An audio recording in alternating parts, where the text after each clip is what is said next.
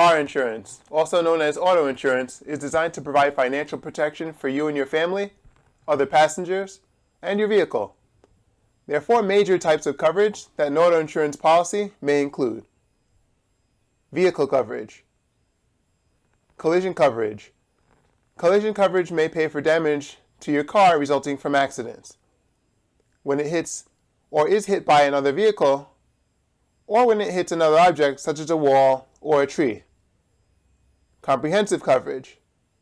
Comprehensive coverage may pay for damage to your car due to other covered losses such as theft, vandalism, flood, fire, animals, or if the tree falls on it. Now herein lies the difference. If you only have collision coverage and your vehicle strikes a tree, the damage may be covered. If the tree falls on your parked car, for example, the resulting damage may not be covered.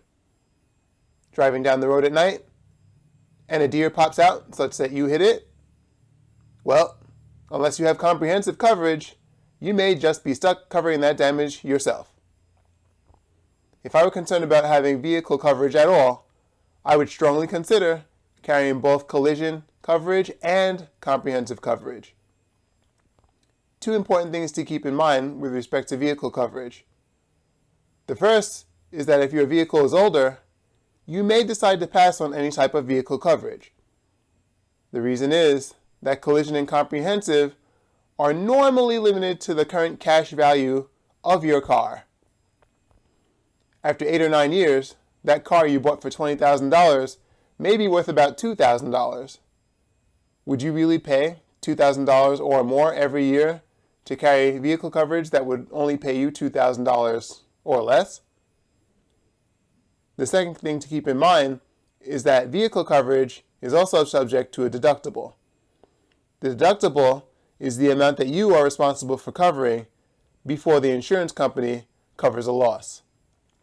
For example, your car strikes a wall and the damage is estimated to be about $5,000. Your deductible for collision coverage is $500. Assuming that the cash value of your car is at least $5,000, you get the estimated amount minus your deductible, so $5,000 minus $500, and you get $4,500 from the insurance company to cover the loss. You may be able to lower your premium if you raise your deductible, but you'll be responsible for a larger part of any covered loss. One good thing is that if your vehicle is hit by another vehicle, which is shown to be at fault, and the owner of said vehicle is adequately insured, that insurance company will pay for the damage to your vehicle, and in such case, you would not be subject to a collision deductible. Your comprehensive coverage deductible will likely be less, and may not lower your premium by much if you increase it. Just be aware that the deductibles may be different, so you may want to at least be aware of each deductible amount. Car insurance in a nutshell, right? Well, if you think that's all, you may be in for a shocker. We've still got a lot more to cover, including why your estate probably requires you to have it. And a quick reminder to like, subscribe, and share if you're getting value from this video. For you in the USA, at the time of this recording, 48 states require you to have car insurance.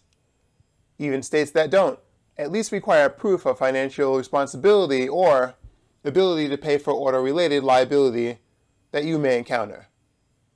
Lawsuits for damage done and injuries sustained related to motor vehicles are more common than most people realize. Liability coverage on your policy exists to cover any judgment against you in a lawsuit without putting your personal assets at stake. With this in mind, it's a good practice to have the same level of bodily injury coverage for all your cars. As you grow your wealth, you may even consider an umbrella policy, which provides additional coverage for more serious accidents and lawsuits. Liability coverage types include bodily injury liability and property damage liability. Bodily injury liability pays damages for bodily injury and or deaths resulting from an accident for which you are determined to be at fault. Property damage liability pays for damage to someone else's property resulting from an accident for which you are determined to be at fault. Now don't be anxious to skimp on liability coverage. Check with your agent about the cost differences for higher levels of liability coverage. You may be surprised on how inexpensive an increase in $100,000 or $200,000 of this coverage can be. Medical coverage. This includes medical payments coverage or personal injury protection coverage. Your state will have one type or the other, but not both. No-fault states will have personal injury protection coverage. Medical payments coverage may pay your and/or your passengers' medical expenses related to a car accident. This coverage is always optional. It will not apply if you are determined to be at fault for the accident. Personal injury or PIP coverage. Some states require it. In others, it is optional. Like medical payments coverage, it may pay your and/or your passengers' medical expenses related to a car accident. One key difference is that it may also cover lost wages, child care, or other accident-related expenses. And most notably, perhaps, it will apply regardless of who caused the accident. If you get to choose whether or not to carry medical coverage, you may wonder why you would carry coverage that an existing health insurance policy may address. In this case, you may want to consider your health insurance deductible, copay, and coinsurance. Medical coverage on your car insurance may help you with these. Uninsured and underinsured motorist coverage. Although required by most states, about 13% of drivers don't have auto insurance. Many more still have coverage limits too low to be adequate for losses that they may become responsible for.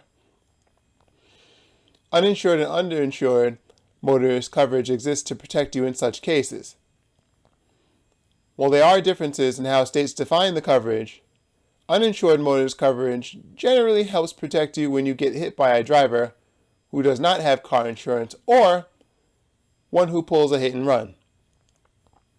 Underinsured motorist coverage may help compensate you if you're in an accident with someone whose policy limits aren't high enough to cover the damage to your vehicle and/or your medical bills. Sometimes, uninsured and underinsured motorist coverage is bundled together.